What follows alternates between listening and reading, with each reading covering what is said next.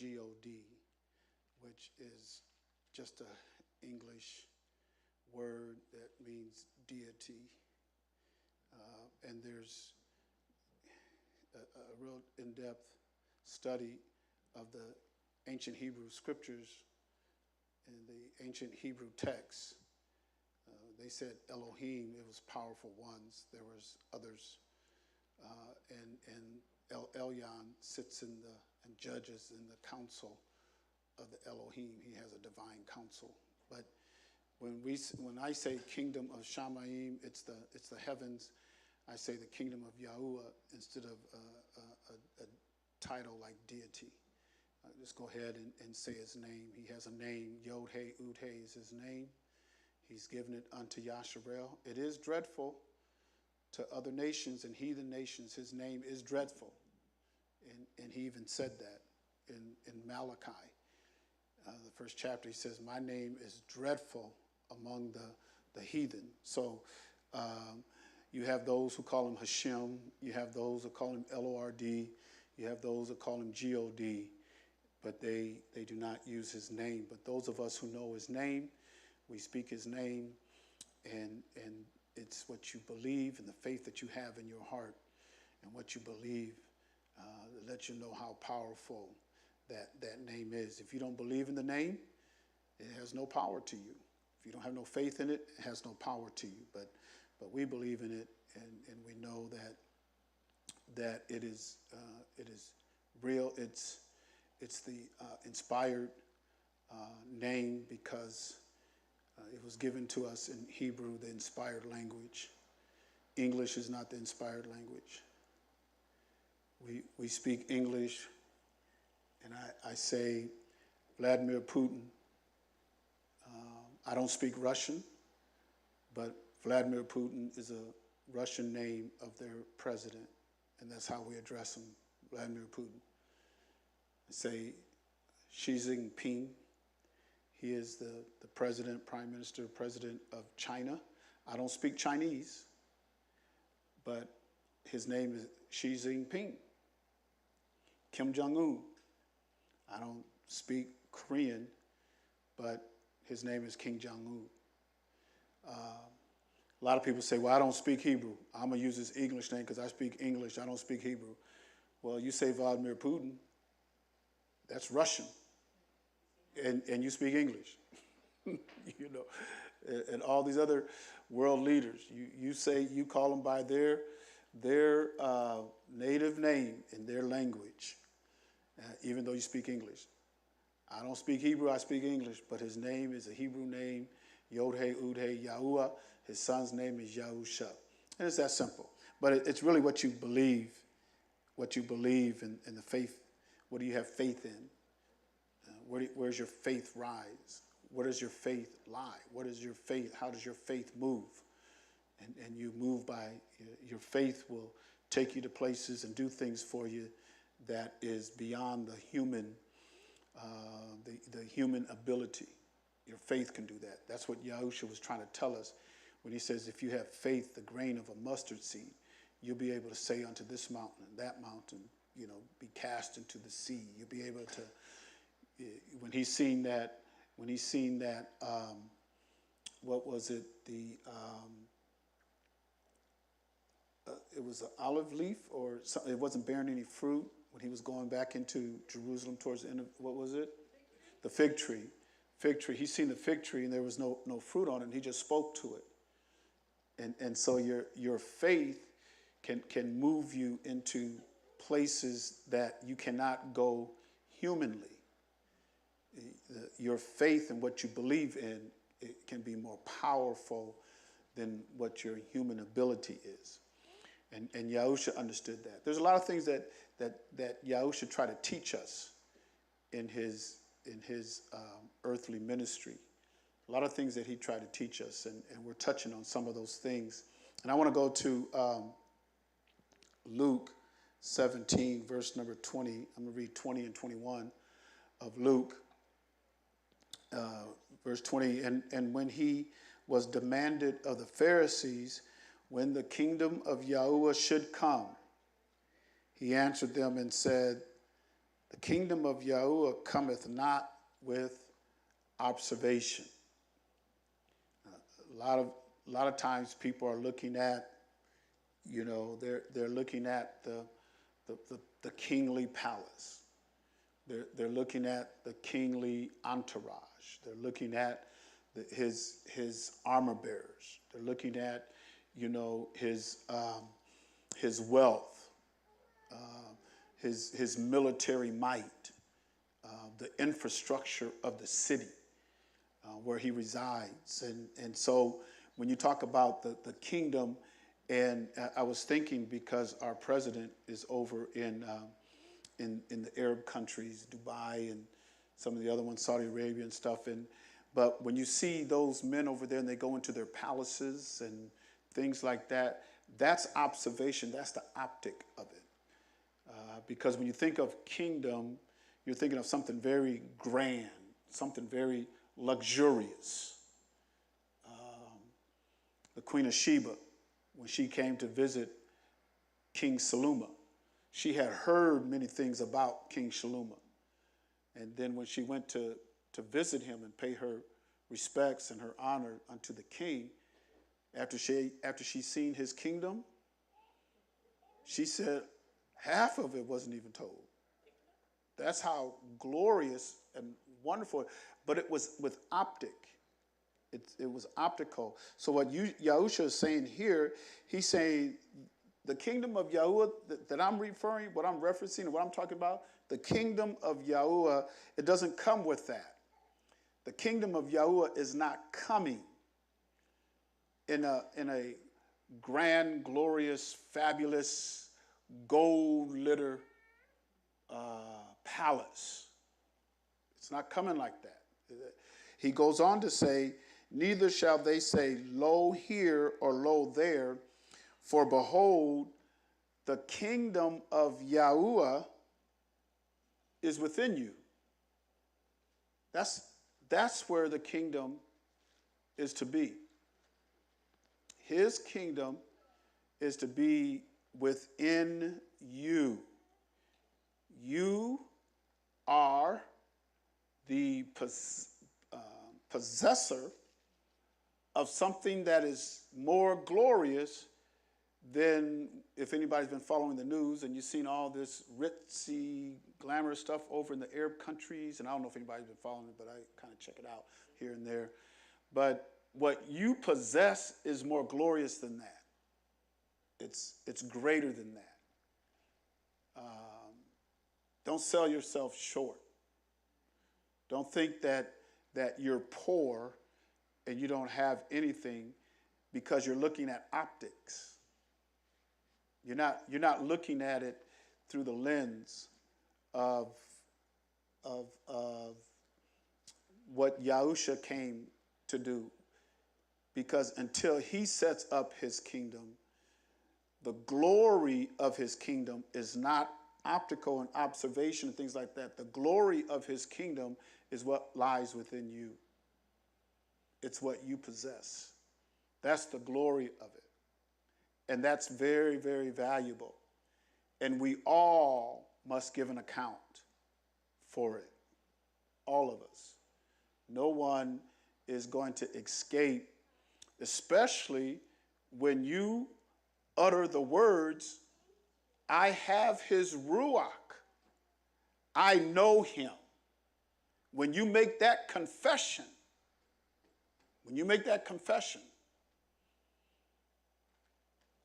and didn't he say confess with your heart? That's what the Apostle Shaul said. Confess with your mouth and believe in your heart. And the power of that is tremendous. But you can't look at it as something trivial. He says the kingdom of Yahuwah is within you. So we got to see what is within us. What is within us? And I know a lot of people say, I got the Ruach HaKodesh. I got the Holy Ghost. I got the Holy Ghost. I think if I was to take a poll of those who are in here, physically in here, how many of you have the Ruach HaKodesh or the Holy Ghost? And I'm sure we would all raise our hand. We have the Ruach HaKodesh. We have the Holy Ghost. But what does that mean? Do we understand it? Or I should say, how do you understand that? How do you interpret that? What kind of value does that have with you? If you say, I've got the Ruach HaKodesh, it's living within me. Do you even know what you're saying?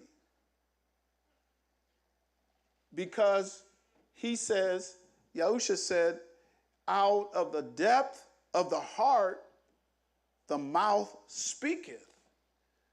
So what you're saying, if you don't know what you're saying or you don't live up to what you're saying, there is going to be a price to pay, because a lot of people are lying on Yahuwah. They're lying on him. You got to give an account for that. And some of us are juvenile in our understanding. We're not of full age. And that's what Yahusha wanted when he said, be ye therefore perfect, even as your Abba, which is in heaven, is perfect. There's a maturation process. There's a growing process. We don't have it all when we first get it. When we first receive his spirit, we don't have it all. Because some of us, when we first received the spirit, we didn't know nothing. It was nil. So how could you have the kingdom of Yahuwah and not know nothing? How can you have the kingdom of the Shamayim and not know anything? Does that happen? Let's look at Psalms chapter 78. I'll start with verse 1. Psalm 78, verse 1. And as we read this and I speak and everything, you have to understand that our adversary, Satan, has known this before any of us was even thought of coming on the scene. He has, even in the book of Job, in Job, it says, when the sons of Elohim, when the sons of El came together to worship El, Satan was there with them.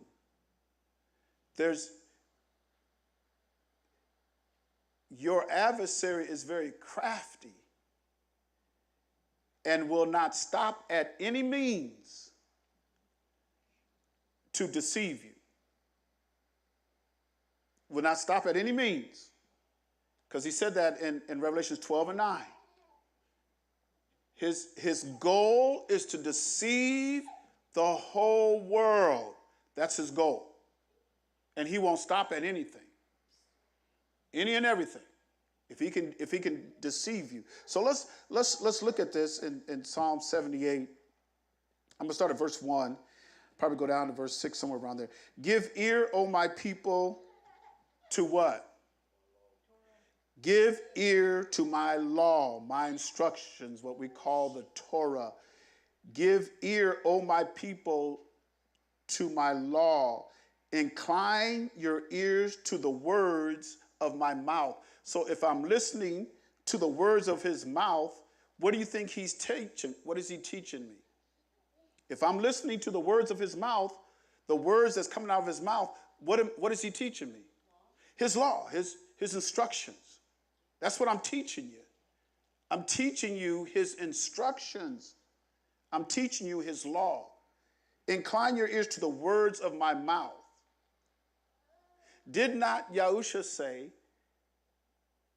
that the words that I speak unto you are ruach and life?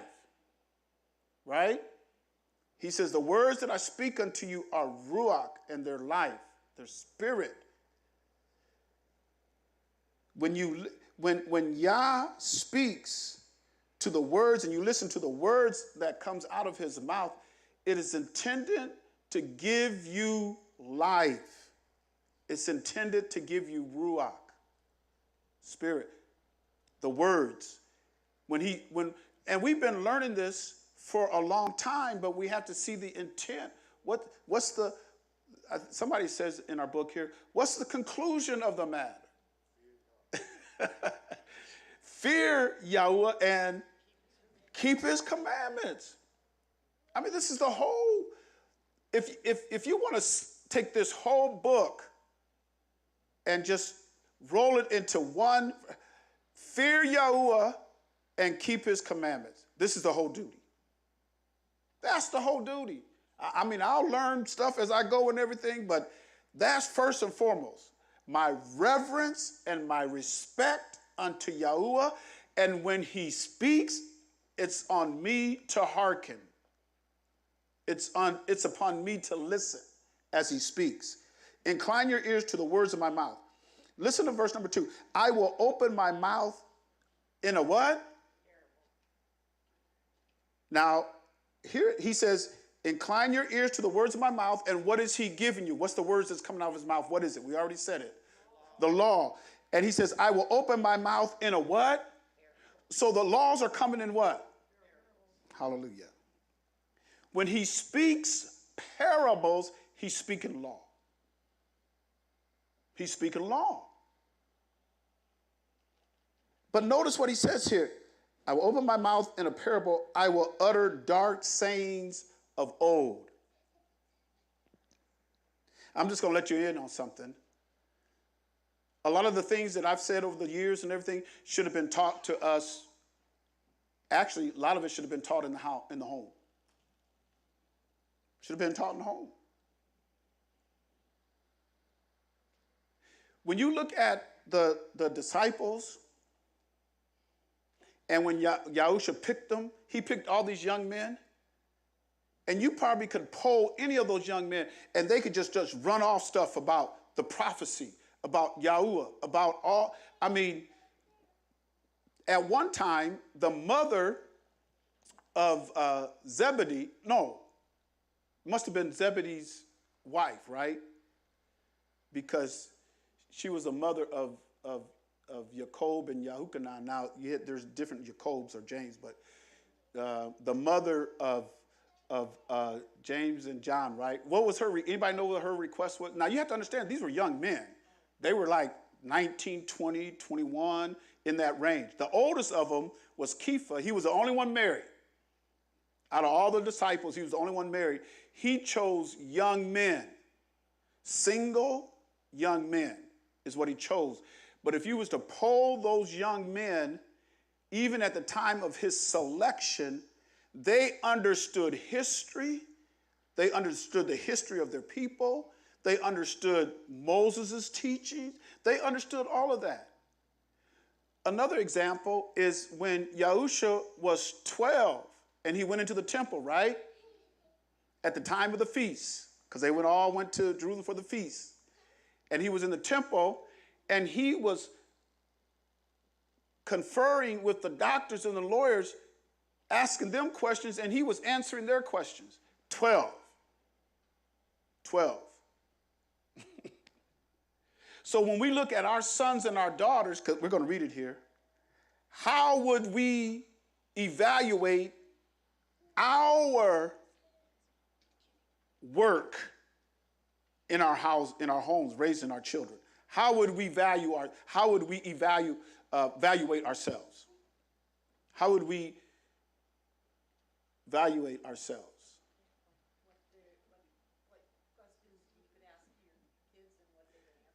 Yeah, I mean, if we were to pull our 12-year-olds and just start asking them about the history of this book and Moses' law, how well would they do? Because that would reflect the teaching that they get at home. Yes. Yes. Yes.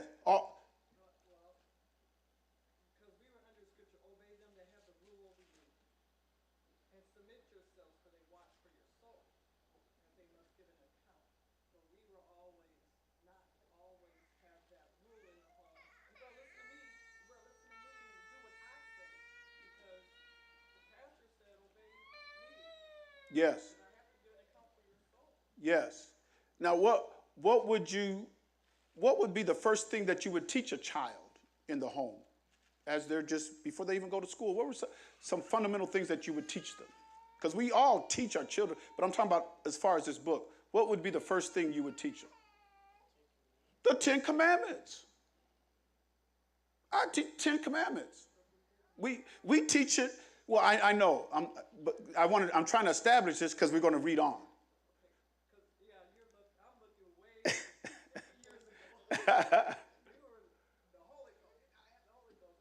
Yes.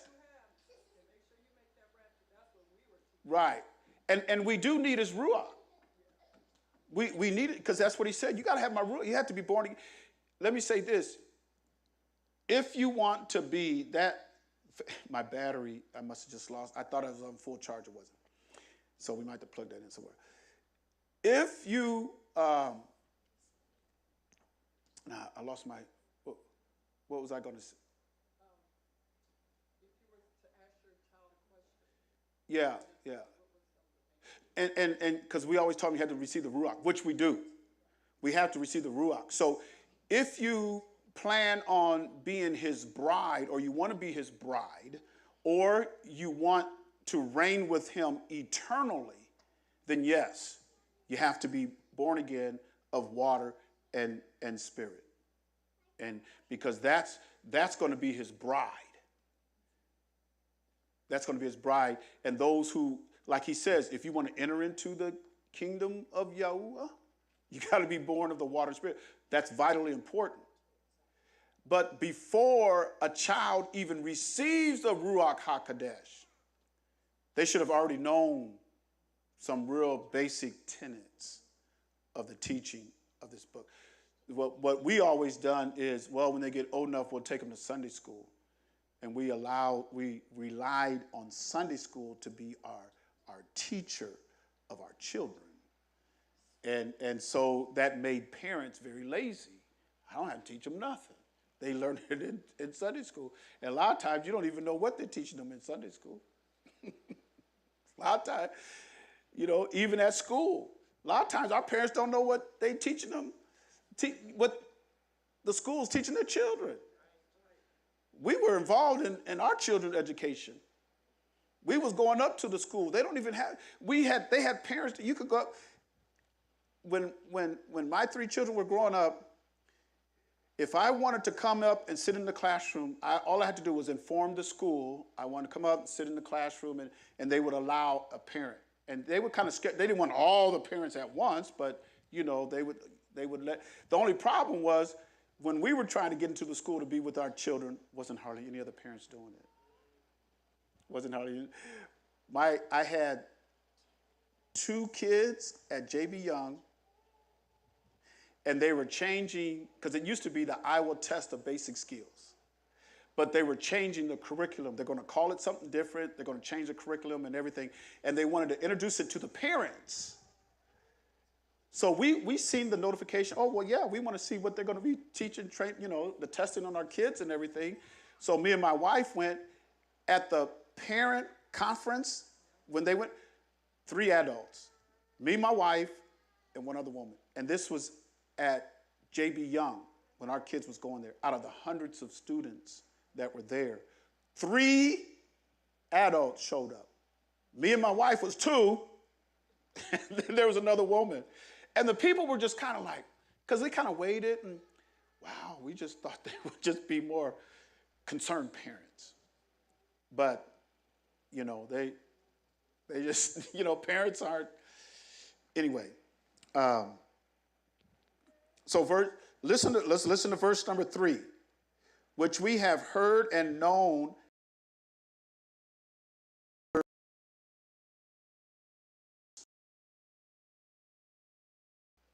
So what was the fathers telling the children? The Torah, the law, and trying to instill it in them, and so that they could understand Torah and instructions. Because within Torah, there's very dark sayings. And when I say dark sayings, not like when I was growing up, they had dark shadows. Anybody remember that? Show Dark Shadow. I used to listen to watch Dark Shadow.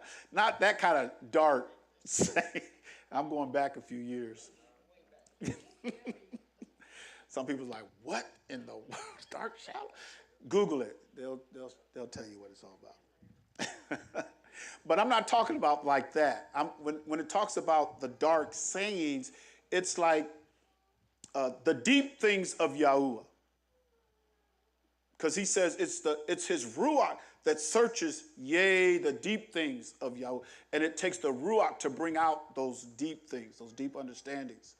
Okay? So our fathers have told us, verse number 4, we will not hide them from their children, showing to the generation to come the praises of Yahuwah and his strength and his wonderful works that he hath done. See, that is something that should be taught in the home. That's something that should be taught in the home. But the reason why a lot of us didn't teach it is because we didn't know. Because if the fathers don't know, the fathers can't teach the sons when the fathers don't know. And so, like I said, our adversary, Satan, he might not fully understand this book, but he knows he's in this book. He knows the power of obedience unto the Torah. He knows how powerful that is, especially when it comes to right and wrong and being able to have your senses exercised to where you can discern. And that's why a lot of our children they're just easy prey to the adversary. It's a shame the way our kids are nowadays. It's just terrible.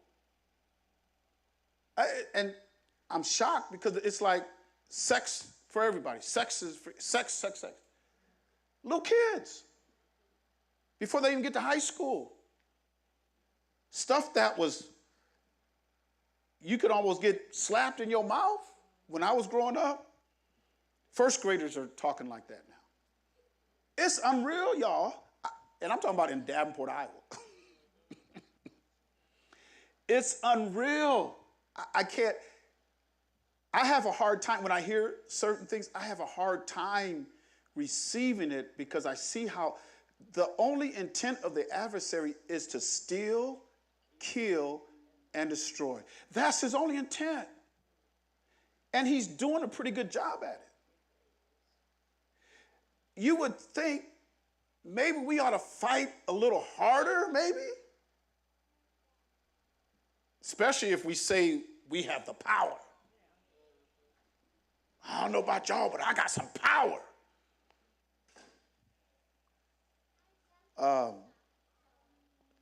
I just want to say this. Watch what you say.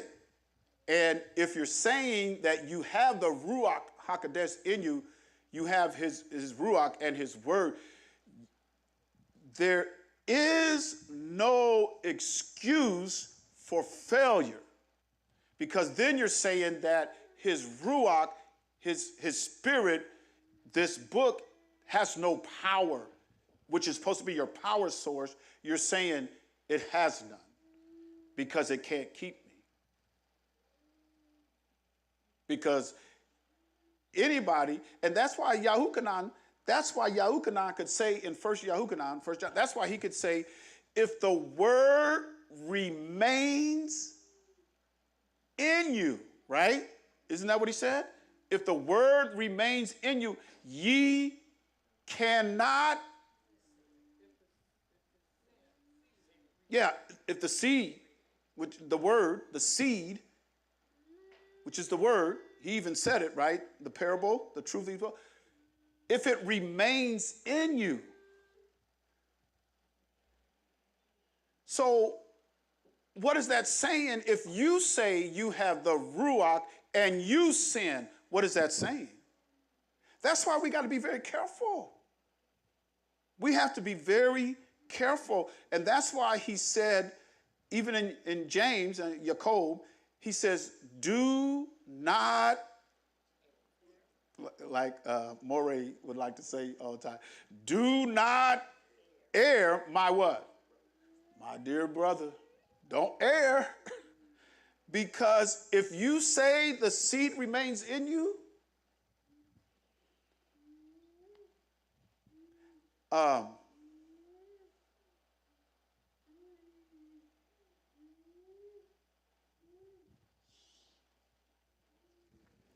I just want to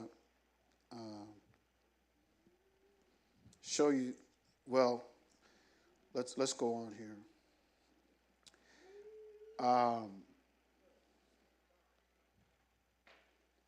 And yes. Okay, the gray mic is unmuted, so people who are watching, they can. It's in the seat right here. Okay. So let's go on.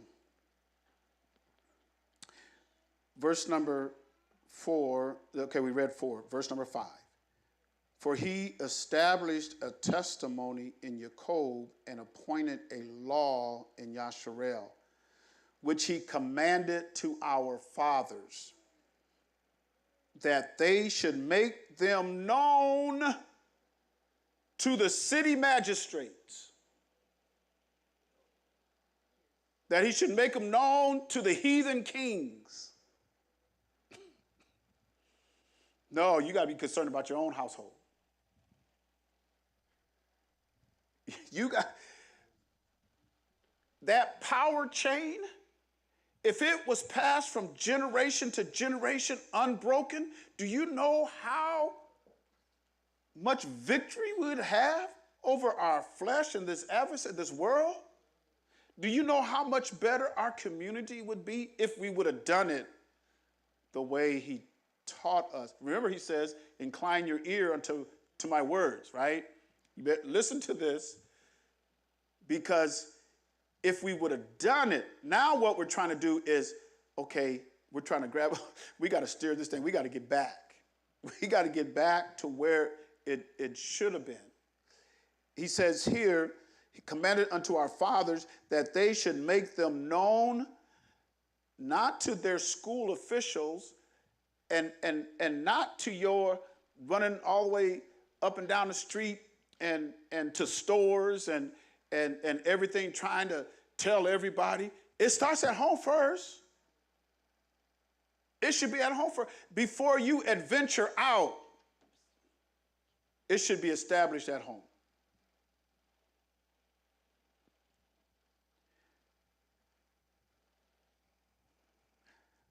This is an indictment on parents today. That's what this is indictment on them. Listen to verse number 6. That the generation to come might know them, even the children which should be born. And I don't want us just to feel guilty, because we're going to go to the first century when our Messiah was there, and we're going to see that there were some things that, wow, because you would think that they would know, right? That generation, could you imagine in the first century being in Yasharel in the southern kingdom and having Yahusha and just coming into your city, just ministering and the things that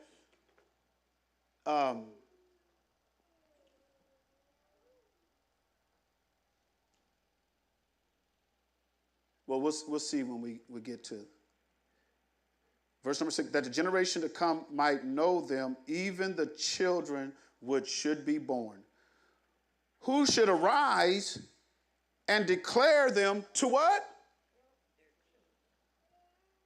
Can I use you, Sister Parker, Coty Parker? Can I use you and Ock Parker? So Ock Parker, Coty Parker teach their sons. Who's going to teach Nathan, Benny, and Noah's children? Who's going to teach them? Huh? Let's read verse 6 again. that the generation to come might know them. That means your generation come. Even the children which should be born. That's your first generation.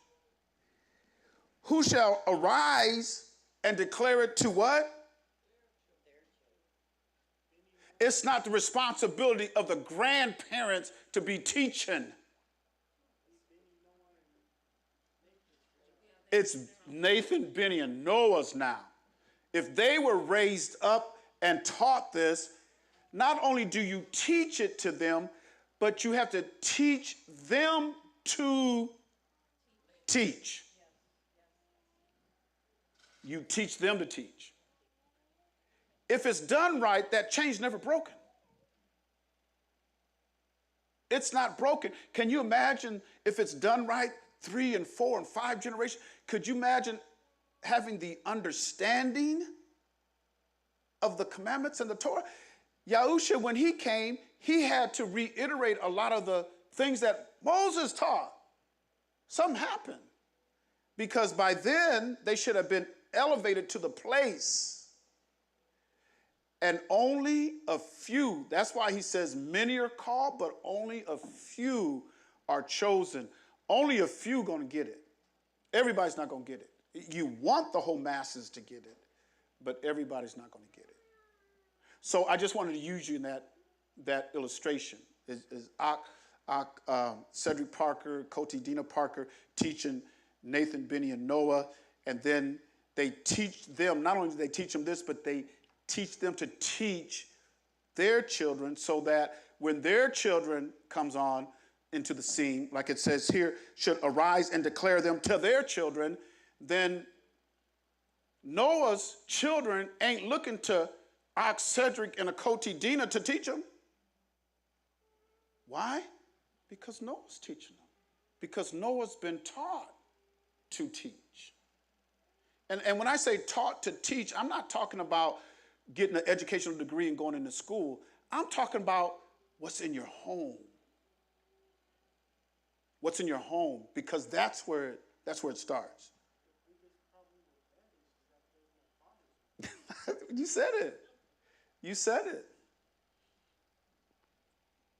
You said it. And then you got a lot of failure in there. That's why that chain is broken. And when you see the traditional family, our children that are being raised today don't see the value in a traditional nuclear family. Father and mother bonding, come together, having a family, raising those children to teach the next generation and to teach. And when I teach my son, you're supposed to teach this to your son, and you teach your son how to be a teacher, and it just carries on so that when I see my grandson, and he was taught well because he's teaching his kids. And so I see my great-grandchildren being taught by my grandchildren. And the cycle keeps going on. The cycle doesn't break. That's why you can see Yahusha at the age of 12 in the temple. Remember now, Yahusha's house, what house was he brought up in? Or what house, what lineage, what house? Judah, Yehuda, right? He was of the house of Yehuda because it was prophesied the scepter should not part from Yehuda until Shiloh comes. And then unto him shall the gathering of the people be. So he had a rich lineage and teaching. The kings of that bloodline, the kings had to write the law. They had to write the law. And so they would teach their sons, yes.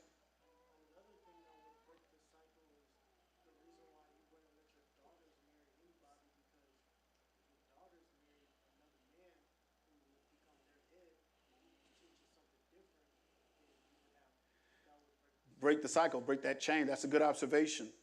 If it's done right, when you have your daughters, you ain't giving your daughters just to anybody. I'm sorry. Can't give my daughter just to anybody. The smoothest one that comes around on the block.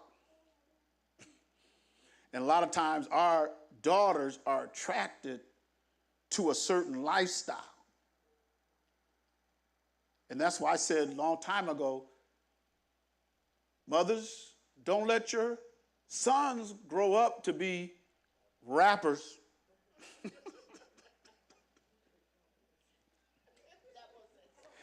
That was the song. Mothers, don't let your babies grow up to be cowboys. Don't let them grow up to be rappers. Our daughters are attracted to a certain lifestyle. But when we understand, like that observation Octanir brought, when we understand the value of this and of this teaching, you don't just give your daughter just to anybody, because you know that that house has to teach your children. So if a man don't stand for nothing, he'll fall for anything. You got to take a stand.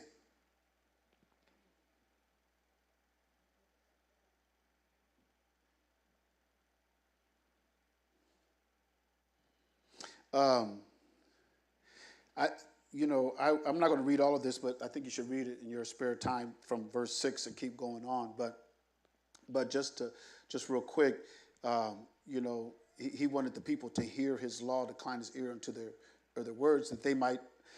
He's going to open his mouth in parables, and they might utter things, dark sayings of old, right? So let's go to Matthew chapter 13, verse number 10. And the disciples came and said unto him, why speakest thou unto them in... And what was he speaking in parables? What does he speak? When he's speaking parables, what is he speaking? Torah, the law? That's what he's speaking. The words that came out of Yahushua's mouth, when he spoke parables, he's teaching you the law. He's teaching you something that Christianity says is done away with. I mean, people have to really watch what, I hear a lot of things. I hear stuff out there in the wind, and I'm going, man, y'all know that every idle word is going to be brought back and judged. Y'all know that, right? You do know that. When you speak against his law, you know you got to give an account for that in that day when you speak against his law. You got to give an account for that. Because he says in Isaiah 42, he says he's going to magnify his law and make it honorable. That's what Abba Yah says. He said, I'm going to magnify my law. I'm going to make it honorable. But you got Christianity saying, well, the law's done away with. So they speak, the words that they speak are as if Satan is speaking them. Remember, Yahushua, after he gave Kepha the keys to the kingdom, right after that he said what? Yeah, because he told him how he was going to die, suffer and die, and Kepha says, I ain't going to let that happen to you. And Yahushua says, get thee behind me, Satan. After giving him the keys. What are you saying? A lot of times we can speak, and what we're speaking is Satan. We're allowing Satan to use our vocal cords and the knowledge that we have. We let him use that, and therefore we speak. That's why Yahushua said, every idle word you speak now is going to come back in judgment.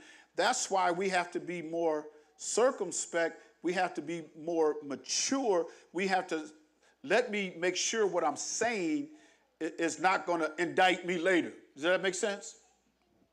For me, I want to make sure what I'm saying now, it's not going to indict me later. I know I have to give an account for everything that I say, but I don't want it to come back. Okay, let me go on. Why do you speak unto them in parables? And what he's speaking in parables is a law. He answered and said to them, because it is given unto you to know the mysteries of the kingdom of the Shamaim, but to them it is not given. And one of the reasons why it was not given unto them is because for a lot of them, that cycle was broken. Because if the cycle and those chains are never broken, how powerful our bloodline would be, generations to come, because we don't. And you know what? Abba Yahuwah would honor it.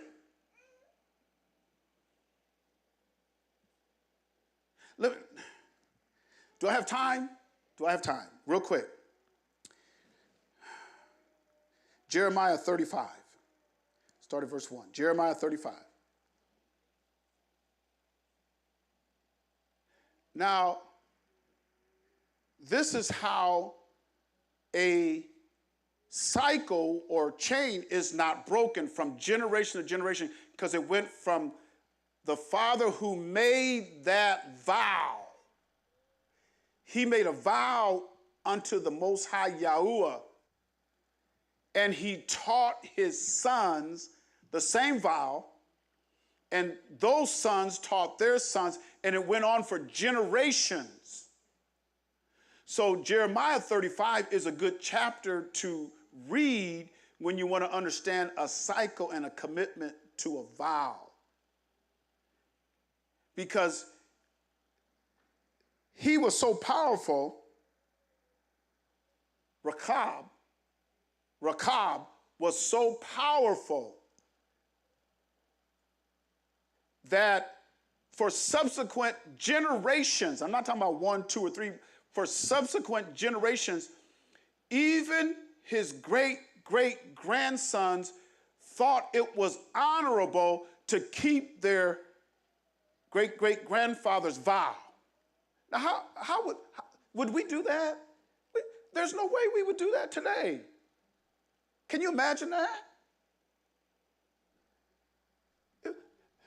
Some of us would say, well, that's outdated. Wake up, this is 2025. You're talking about going back to something a couple hundred years ago? I don't care what your great-great-grandpappy said back in 1790. But we're not going to read, I don't have time to read this tonight, but you should read Jeremiah 35 and look at the generational teaching that went from one generation to where the Most High Yah recognized it and made it honorable. Has anybody read Jeremiah 35 before? I know I have.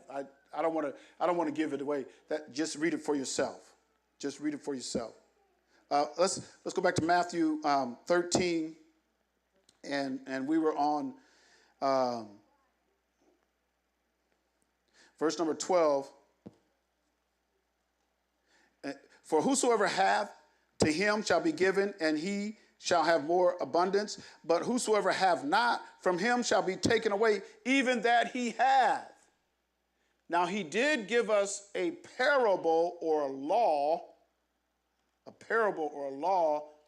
on the talents and the pounds. On the talents and the pounds. And the one, for example, the talents, the one who had 5, he increased it to 5. The one that had 2, he increased it to 4. The one that had 1 and did nothing, he hid it. He took it away from him and gave it to the one who had 2? Huh? No, he gave it to the one that had 5 and increased it to 5. So, like he says here, for whosoever hath, to him shall be given. This is law now. This is law. And he shall have more abundance. Because especially when you get the Ruach HaKodesh, and not only the Ruach HaKodesh, but he's given us so much. We do have resources. He doesn't want you to just sit and do nothing with the resources he's given you. Because if somebody, when he returns, and he's going to say, now you guys was in a very equitable and capitalistic country. You had all these resources. What did you do with them? What did you do with it? Have you ever had the opportunity to buy real estate? If not, why not? Or if not, or I don't have the money. Are there other strategies or things that you can learn to see? We have to give an account. What did they say of this nation? This is the richest nation. Now that's what they say. I don't believe all of it. I don't believe all of it.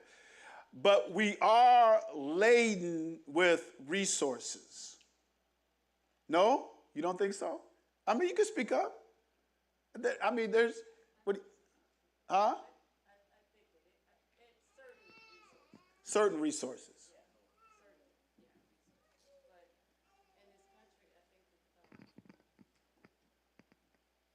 Yeah, I mean, I think I agree. You know, this country is like certain resources are here. You know, Yeah. the resources, but they're not. It's not equitable. We don't have equitable access to these said resources. They're very locked up by the elites. Yes. You know, and the dominating nation. Right. Which is not Yasharel. Right.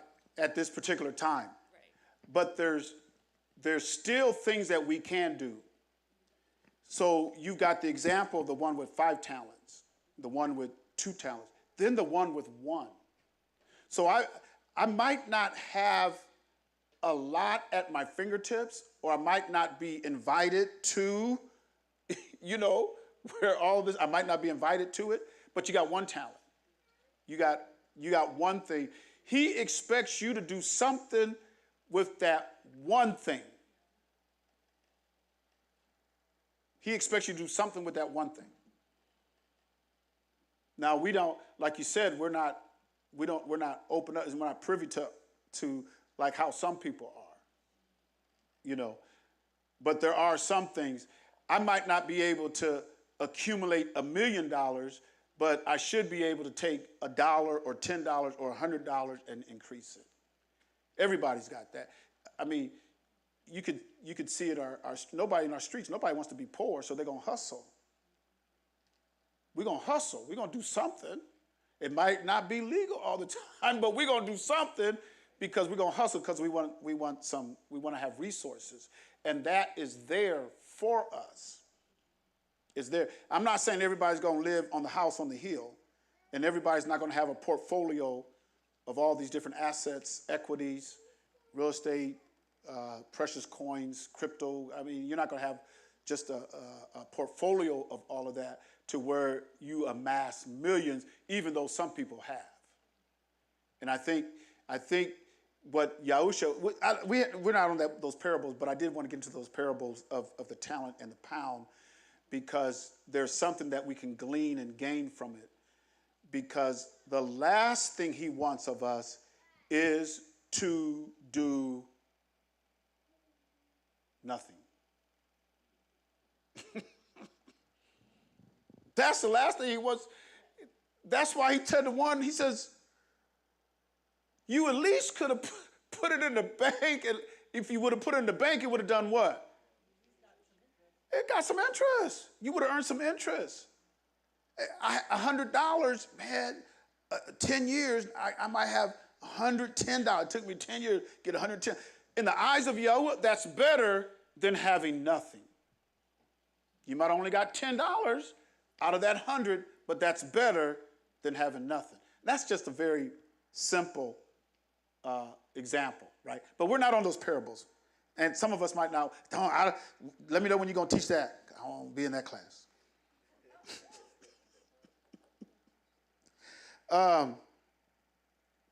Therefore speak I to them in parables, verse number 13, because seeing they see not, and hearing they hear not, neither do they understand. And in them is fulfilled the prophecy of Yasher Yah or Isaiah, which saith, by hearing ye shall hear. I think this is in the 6th chapter of Isaiah, Yasher Yah. And shall not understand, and seeing ye shall see and not perceive. Now listen to this. For this people's heart is wax gross. Now we're talking about the southern kingdom, right? We're talking about the southern kingdom, Yahudim. which he already told us hundreds and hundreds of years ago how the process was supposed to be so that we wouldn't end up like this. For this people's heart is wax gross, and their ears are dull of hearing, and their eyes they have closed, lest at any time they should see with their eyes and hear with their ears and should understand with their heart and should be converted, and I should heal them. Because in the 22nd chapter of Matthew, he talks about the kingdom of Shamaim. He's doing a parable, and he talks about the wedding feast. Because if you knew who you were when the invitation came for the wedding feast, you wouldn't miss it. And you would give no excuse to why you miss it. Because when we see that parable, and remember now, when he's speaking parables, he's speaking the law. He's speaking the law. If you could understand all this, a lot of this, there's layers and layers of knowledge and wisdom and a lot of stuff that's available for us. But when you're, like he says here, when your heart is wax gross, when your heart wax gross, this is those who should have heard and understood because of the way it was supposed to be taught. Because that wasn't done properly, so the enemy comes in, because he gives parables about how the enemy comes in, right? He talks about how the seed is sown, right? And you have some on the wayside. Some falls on thorns. Some falls on stony ground. And that just gives access to Satan to come in and to take whatever has been sown. And so when that seed is not in the heart or in good ground where it's supposed to be, then that heart can wax gross. It gets to the point where you don't even want to hear the teachings of Torah. It becomes, it's not something that's favorable to me. It's not my flavor. It doesn't have the right seasoning. You know how some food, that's just black, I can't eat black. You better put some flavor on there if you want me to eat it.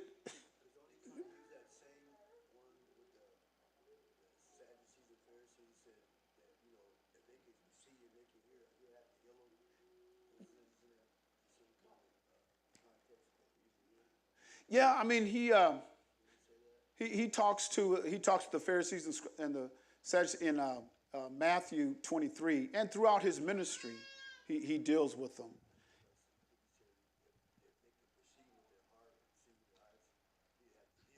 Yeah, and he's talking about his people, because when we look at other parables or teaching of the law, especially when it comes to the wedding feast, who was it given to? It wasn't given to Rome or the Greeks. He gave it to his people. He said, come on, y'all. That's who he gave it to.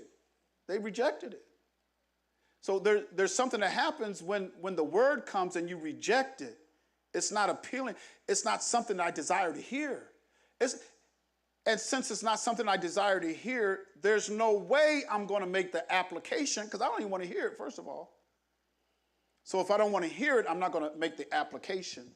And then when you don't have, it's just like the parable where he said, when an unclean spirit goes out of a man, he goes into dry places and everything. He's looking around trying to find some place of residency.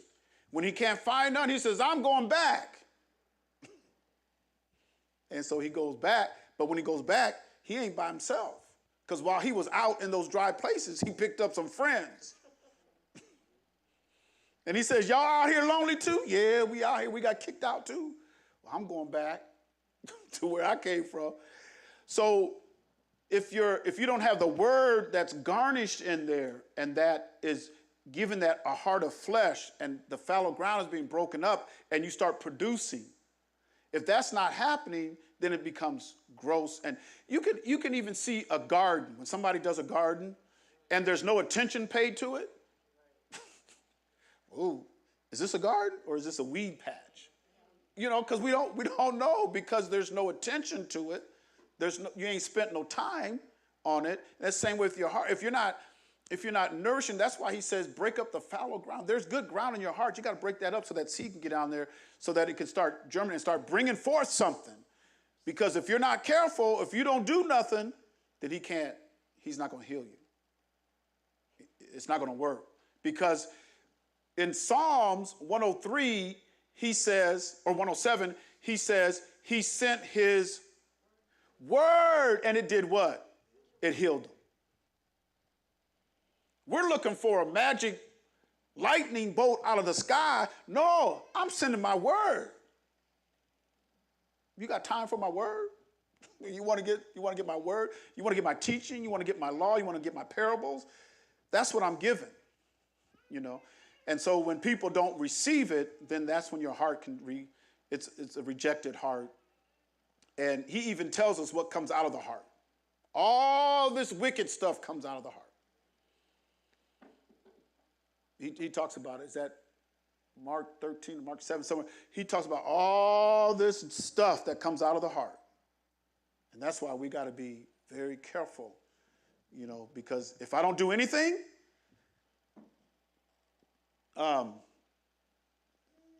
dirt, if you just had a pile of dirt, right back here where our dumpster is, there used to just be a little mound of dirt. It was just, when they pushed it up there, all it was dirt.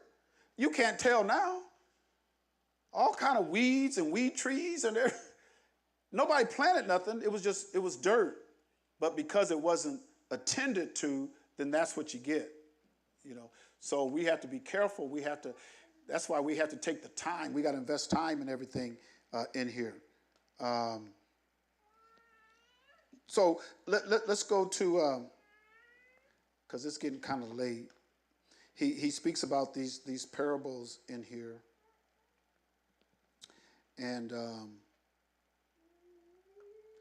want to go to John, Yahuchanan 7, and Yahuchanan 7 and 46.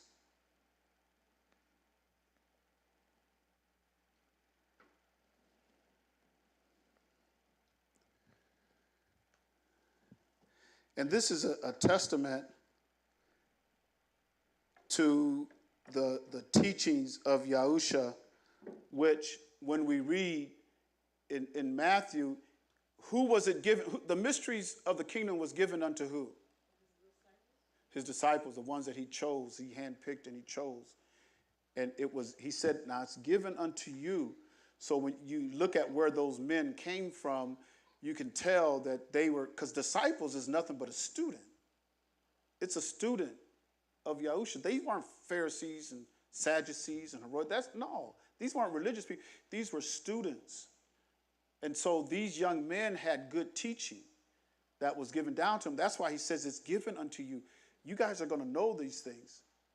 And even, because I read Matthew 13, and even when you get down to the end of that chapter, he asked them the question, do you understand these teachings? And they said, yeah, we understand. But they were full of questions. So there's nothing wrong with asking questions when the teaching goes forth. There's nothing wrong with asking questions and trying to get an understanding. Because when Yahusha taught, he opened it up for questions. He even asked them, do you understand what I'm teaching? And they came to him privately, can you explain this? And they asked him questions. So there's nothing wrong with asking questions to get an understanding. And that's why it should always be encouraged to ask questions. But here in Yahuchanan 4:26, the officers answered, never man spake like this man. Because it says in Psalms, what we read in Psalms, remember we read that in Psalm 78? What was going to come out of his mouth? Parables, right? But what else was coming out of his mouth? Huh? The parables was the law of Torah, but what else was coming out of his mouth? Huh? Well, let's go back and look at it. Psalm 78 and verse number 2.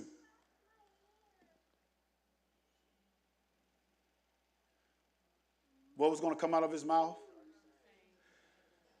Dark sayings from old times. So when you look at how he spoke those parables and stuff, in those parables was deep, dark meanings, just some very sacred meaning to those parables, to the law of Yahuwah. There's some very deep things. Because when we think of dark, don't think of dark as sinister. I wonder, how does it say this in other translations? Now, I'm going to go to the Bible, Basic English. It says dark sayings. What does the Britain say? It says, I will utter dark sayings which have been from the beginning. That's in the Septuagint. The Berean Study Bible. Okay, the Berean Study Bible says, I will open my mouth in parables. I will utter things hidden from the beginning. Instead of dark sayings, hidden things. Is that up there? Okay, yeah, that's the Berean Study Bible. So instead of dark sayings, hidden things. And we even see in 1 Corinthians, the 2nd chapter, where he says the Ruach is going to reveal unto us some of the deep things. Isn't that what he said?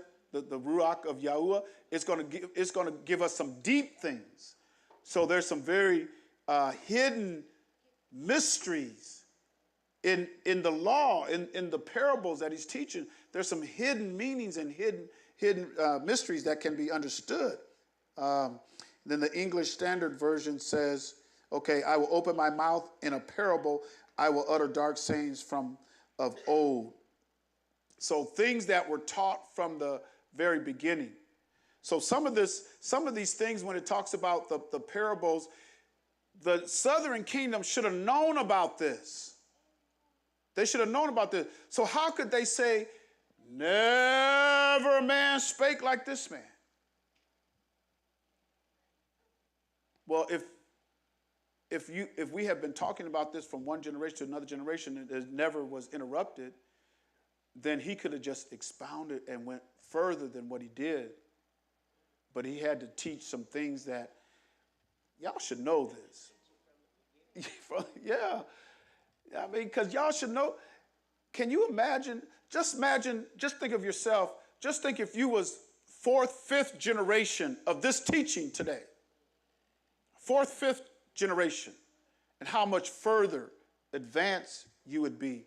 To understand the parables that he taught were actually the law. They're found in the law. Some of the dark meanings, some of the dark things. And it's nothing that is incomprehensible. It's something that I can comprehend and I can understand, even though it's some very dark things or some very hidden things. And I just have to exercise myself. And that's why he told the Hebrews, he says, hey, y'all are supposed to be the teachers because you should have known this by now. You're supposed to be the teachers. But he says, I got to give you milk all over again because when I understand Torah and it affects my conscience,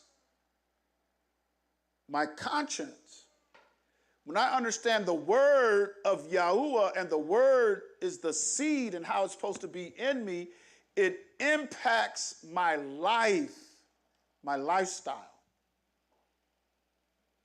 My whole lifestyle changes.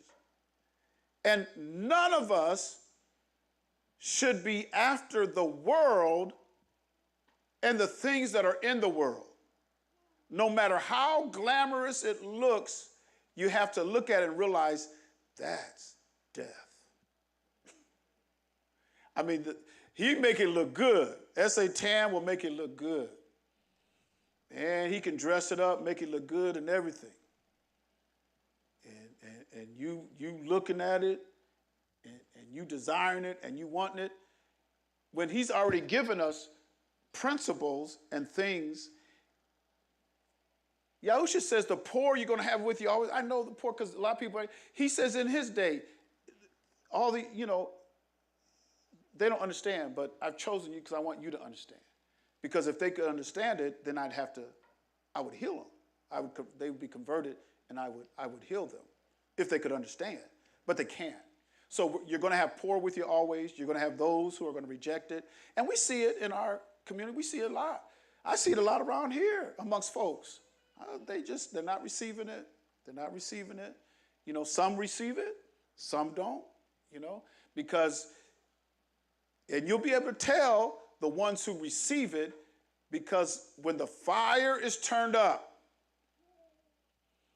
they won't be wood, hay, and stubble. Because the wood, hay, and stubble is going to be burnt up. Because the tests and trials are going to come, because we're getting close to a place of a time that the world has never seen before. And you'll know the ones who have it in them and the application is there. You'll know those because they'll be able to withstand. They'll be able to withstand. And we're going to be here. We're going to be here, and we got to make it through.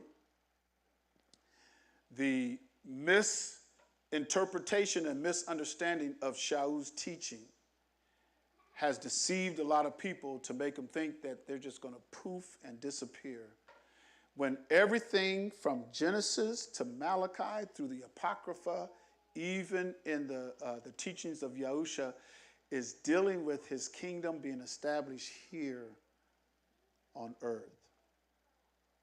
Yahusha is returning to be here on earth. The disciples, let's read what he says about the disciples in Matthew 19.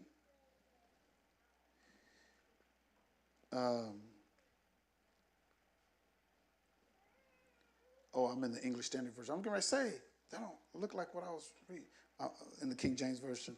Matthew 19 and verse number, let's look at 27. Then answered Kepha and said unto him, Behold, we have forsaken all and followed thee. What shall we have therefore? Now, if what the Christianity teaches that you're going to poof, disappear, and be in the Shamaim, then why doesn't he tell them what they get? Because they ask, what shall we have therefore? Why didn't he just tell them, hey, you're going through the pearly gates.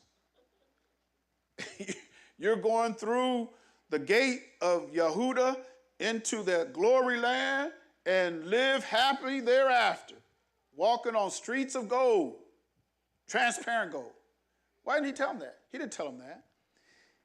And Yahusha said unto them, Verily I say unto you, that ye which have followed me in the regeneration, this is talking about the resurrection, when the Son of Man shall sit in the throne of his glory, he's going to establish his throne here on earth. His throne is going to be here on earth.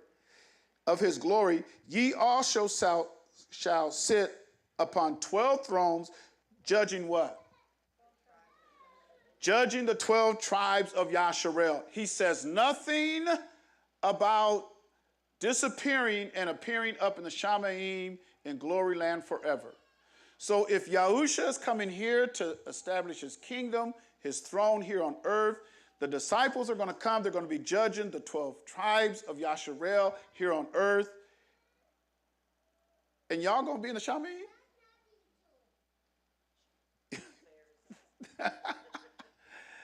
No, because they knew, they were looking for the regeneration or the resurrection. They was looking at coming back.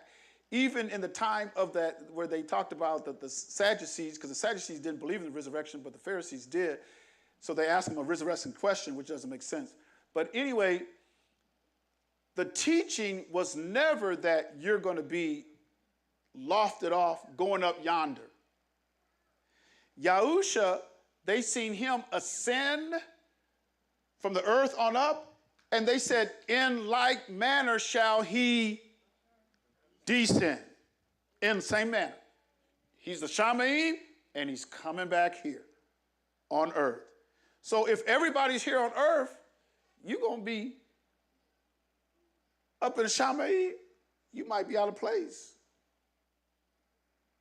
In fact, it's not going to happen. But it's just the misunderstanding of Shaul's teaching, and the only place that they have is 1 Corinthians, the 4th chapter, right? That's the only place that they have. You can't build a doctrine off of one verse. It has to be supported by 2 or 3 witnesses. There are witnesses to what Shaul taught in Thessalonians. There is witnesses unto it. But those witnesses is not telling you that you're going to disappear and be up in the Shamayim. What happened was the people who stole this book and then interpreted it found out that they don't get nothing here on earth. And so their deduction was, well, we must going to be in the Shamayim then, because we don't see ourselves here on earth. So we must be in the Shamayim. It's not going to happen. Eternal life is going to be given here on this earth.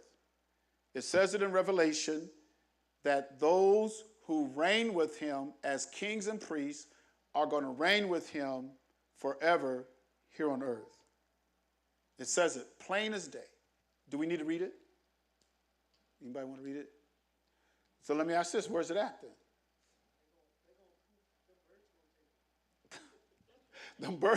Yeah, you're going to go to where that great feast is going to be. Because they even asked, the disciple says, where are you taking all these folks? And he says, where the birds are gathered together, that's where they're going to be. And then he gives us the parable of the tares and the wheat, and he's catching the wheat, he's catching the tares away first. Yeah, and the parable of the fish net is in the 13th chapter of Matthew, which is it's a law. He's going to gather all these fish and bring them to shore, and then he's going to sort out. And that's just dealing with the gathering of Yasharel going into the wilderness, because everybody that gets gathered into the wilderness is not going to make the kingdom. They're not going to make it.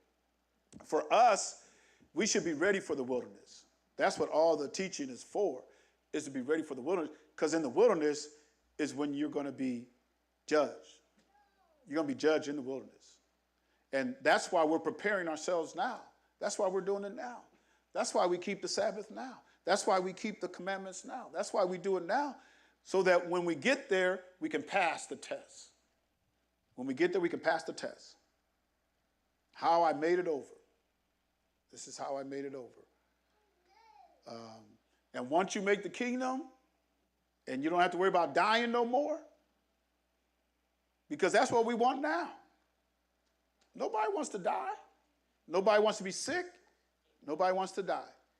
We want to live forever. And even in that living forever, just knowing Yahusha, the word made flesh, just knowing him and being able to go from level to level, because it talks about the different stories in the Shamayim, different levels. Just to be able to go from level to level, you know, is eternity. Well, he does tell us in Revelation chapter 10, he's going to take away time. He's just going to do away with time. Won't be no time. Won't be no what day, what month. I'm another day older. Another day closer. You checking off them days. Another day closer to my birthday, and I'm feeling old and all. It ain't going to be none of that. He's going to take away time. There won't be time anymore. You'll be in that perfect place in him, whatever that perfect place that he has for you, where you have eternal life, that's where you'll be. Now, there will be generations. There will be that, because he promised Abraham that his seed, There would be no end to it. So you're going to have that constant, there'll never be the end to his seed. It's just going to go on and on and on. But disciples get to judge the 12 tribes of Yasharel and that seed line of the tribes. And it's just going to go on and on and on. And they get to sit on those thrones and judge them. That's what Yahusha, unless Yahusha wasn't telling the truth. But we believe everything, because last verse in Yahuchanan, chapter 6, and verse number 62 and 63. What if ye shall see the Son of Man ascend up where he was before? It is, 63, it is the Ruach of the Spirit that quickeneth, the flesh profiteth nothing. The words that I speak unto you are spirit and are life. So every word that he spoke, it's spirit and it's life. So it should regenerate you. Every time you go into Matthew, Mark, every time you hear the oracles, the words, it should bring some regeneration to you, some spirit and some life. It should produce something in you. If it's not producing something in you, it's not Yahusha. The problem must lie somewhere in us if it's not producing. So that's why you got to get the seed in you. You got to get the word in you. Got to get in you because it's going to produce. It's going to produce. It's going to produce the type of life that he wants you to live, because in all those parables is law. That's where his law lies, in those parables. Yahusha understood it. He understood the hidden meaning, the hidden things, the dark things. And so he could speak those. And they said, never a man spake like this man. Nobody spake like him. Can't nobody speak. Nobody spoke like him. But we should be able to receive and then understand and glean from those parables, glean his law. Any questions or comments? Questions or comments?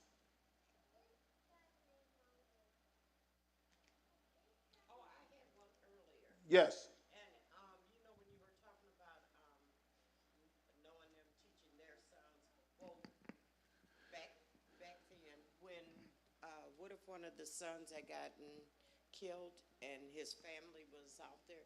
Didn't they fall up under the grandparents, though, as the father, that grandfather being the head, Yeah, it could have been the grandfather, because you had some men who went off into the military and they died, or there could have been some kind of disease or something. But, the mother would teach, like you see with Shaul. What did Shaul say about Timothy? I know where you came from. Oh, okay. I knew your mother and your grandmother. Okay. You're of good stock, because they taught, that's just how. So if the father wasn't there, a lot of times the mother would teach. Okay. And usually in the home, it's the mother's doing the teaching. If you look at our generation, a lot of times it's the mother's teaching in the home. The father's supposed to teach the sons. That's where it starts. And then, if the father's not there, then the mother would teach. And then we have examples. We have Naomi, with her daughters. And she lost her sons, and she told them, go on back, because I ain't got nothing else for you. I ain't got no sons. Yeah, she sent them back to their father. Yeah. Right? Okay. To their father and to their people and stuff. That's going back there. But, Ruth said, no, I'm staying with you. Okay. And so she had to teach Ruth. She taught Ruth. And that's how Ruth got into the posterity. Is that it? That's how she got into the seed line of Yahusha, because Naomi taught her, and so she became, whose wife was it? It wasn't Jesse. Boaz. She became Boaz, but Naomi had to teach her. You want our people to be your people and our El to be your El? This is our culture. This is what we do. So she had to teach Ruth on what to do when Boaz came. I mean, that was a part of their culture. That was a culture thing that she didn't have with her other culture. So you still had that teaching. A lot of times, if the man's not there, then the woman would teach. Now, if the man or the woman's not there, then we see how Lot went to his what? His uncle. His uncle. Because that was Abraham's nephew. That wasn't his son. That was his nephew. So you see somewhere in the family, because they knew, hey, we got to teach.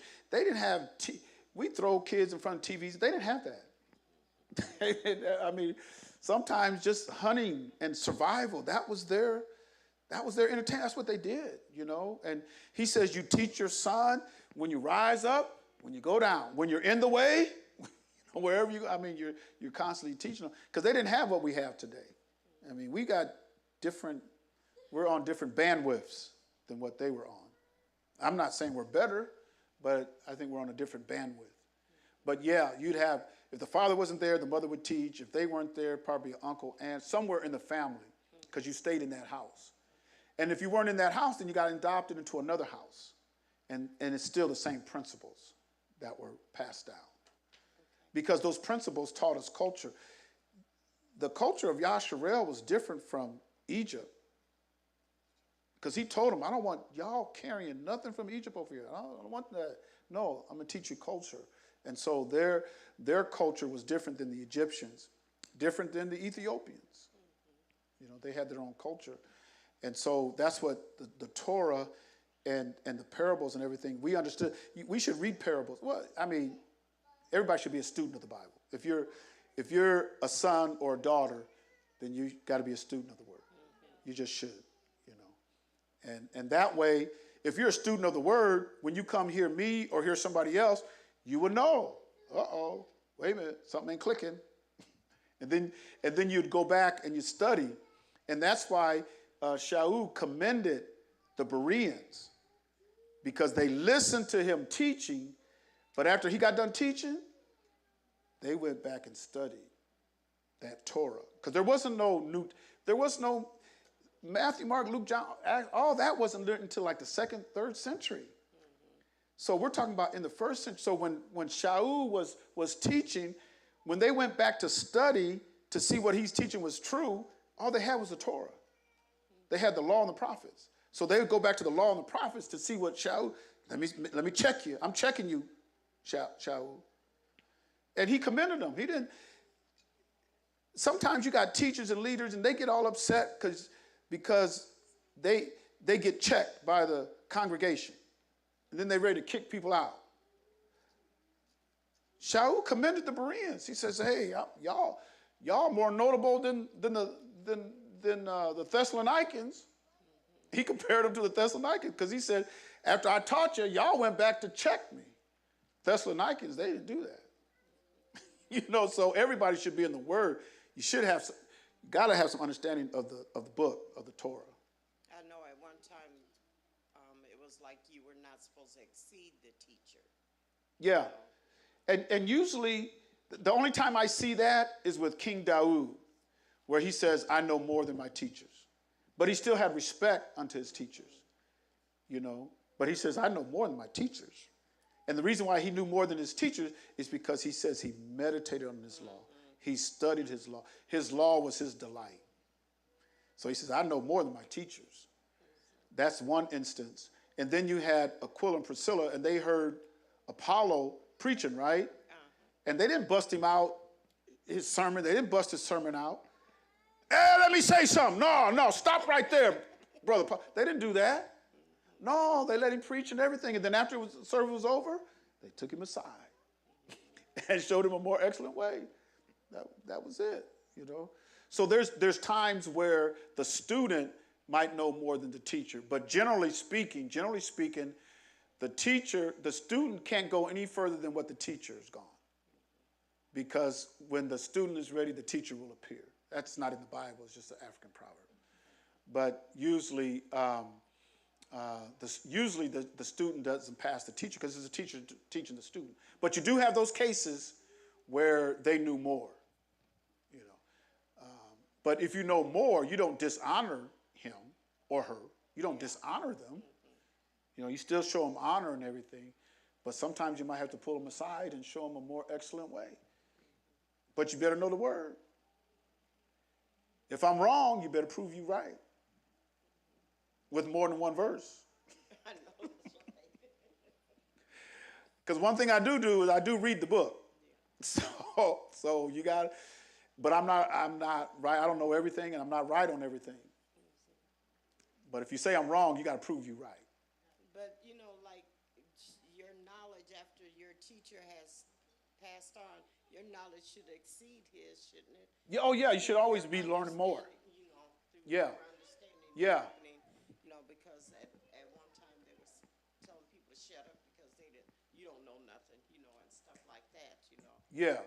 But I was thinking, you know, that at some point you gotta exceed, you know, the people that you were under. Yeah. I mean, that was over you. Yeah. You have to advance because he says knowledge was increasing. Yeah. And so a teacher can only take you as far as they can go. So you might have the next teacher now takes you a little further. Right. And then you have another generation and then they take you a little further. And so we should always be advancing. You can never know too much. They're still learning. They're learning stuff about AI. You can't learn something that Abba Yah don't know. Right. You can't. I mean, all that comes from him. So what do you think he wants us to know? I mean, we can advance and we can learn and we can know more. And we should. We should know more. You know? And because he tells us that in Hebrews chapter 5. He says, when y'all should know more. He said, I got to go back to the first oracles. I shouldn't have to do that. You know, we should be able to have some milk and be teachers. All right. Okay, nothing else? Then we're going to dismiss until Sabbath service. We have Sabbath coming up. And we have to talk about the Feast of Shavuot. We got to talk about that. It's going to be everybody's going to Indianapolis, Indiana. So we'll have to talk about that. And then I need to get everybody's, everybody that made reservations for Sukkot. And just as long as you have that paid off before Sukkot, which is got a nice little runway. It's a nice little runway because Sukkot is not until October.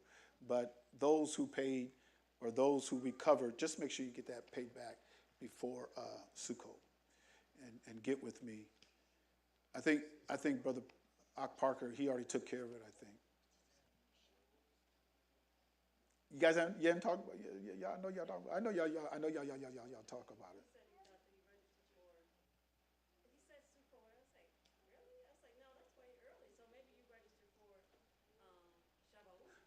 Oh, registration might be Shavuot, but he did reserve, I think he reserved a lot for Sukkot because it's going to be at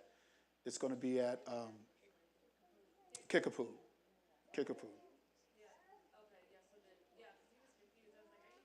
No, that's Sukkot, not Shavuot.